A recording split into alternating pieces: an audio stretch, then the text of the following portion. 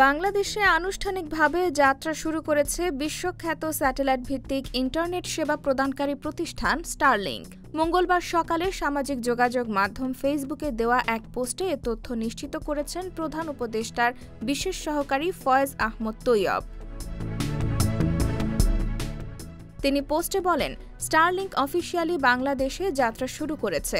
সোমবার বিকালে তারা ফোন কলে বিষয়টি জানিয়েছে এবং আজ সকালে তাদের এক্স হ্যান্ডেলে বিষয়টি নিশ্চিত করেছে। জানা গেছে, শুরুতে স্টারলিংক দুটি প্যাকেজ দিয়ে কার্যক্রম শুরু করছে। স্টারলিংক রেসিডেন্স ও রেসিডেন্স লাইট। মাসিক খরচ একটিতে ৬,০০০ টাকা, অপরটিতে ৪,২০০। তবে সেটআপ যন্ত্রপাতির জন্য ৪৭,০০০ টাকা এককালীন খরচ হবে বলেও জানান ফয়েজ আহমদ। তিনি বলেন, এখানে কোনো স্পিড ও ডাটা লিমিট নেই। ব্যক্তি ৩০০ MBPS পর্যন্ত গতির আনলিমিটেড ডেটা ব্যবহার করতে পারবেন। বাংলাদেশের গ্রাহকরা এখন থেকে অর্ডার করতে পারবেন জানিয়ে তিনি বলেন, এর মাধ্যমে ৯০ দিনের মধ্যে যাত্রা শুরুতে প্রধান উপদেষ্টার প্রত্যাশাটি বাস্তবায়িত হল। প্রধান উপদেষ্টা সংশ্লিষ্ট সবাইকে অভিনন্দন জানিয়েছেন।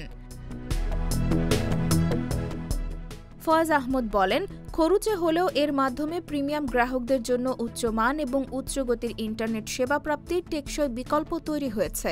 পাশাপাশি যেসব এলাকায় এখনও ফাইবার কিংবা দ্রুতগতির ইন্টারনেট সেবা পৌঁছেনি, সেখানে কোম্পানিগুলো ব্যবসা সম্প্রসারণের সুযোগ পাবে বলেও আশা প্রকাশ করেন ফয়েজ আহমদ।